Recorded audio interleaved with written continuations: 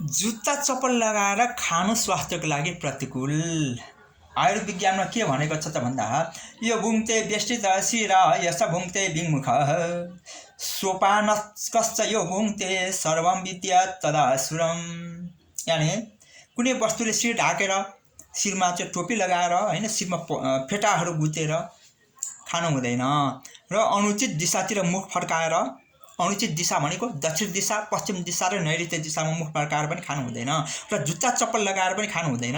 यसरी खाँदा त राक्षसी प्रवृत्ति हुन्छ हैन, राक्षसी प्रवृत्तिका लक्षणहरू शरीरमा देखा पर्छ भनेर आयुर्वेदमा उल्लेख गरेको पाइन्छ। त्यसकारणले जुत्ता चप्पल लगाएर खानु भएन हैन। यो चाहिँ अब हामीले विचार गर्नुपर्छ।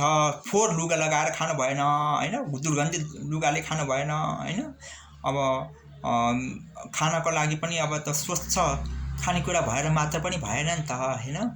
त्यो खानेकुरा ग्रहण गर्दाखेरिको मानिसको मनोभाव कस्तो छ भन्ने कुरा हैन। अब ऊ कतापट्टि फर्केर खाएको छ, उसले कस्तो लुगा लगाएर खाएको छ हैन, सफा स्वच्छ छ कि छैन भन्ने कुराले पनि धेरै नै असर गर्दछ है त। सीताराम।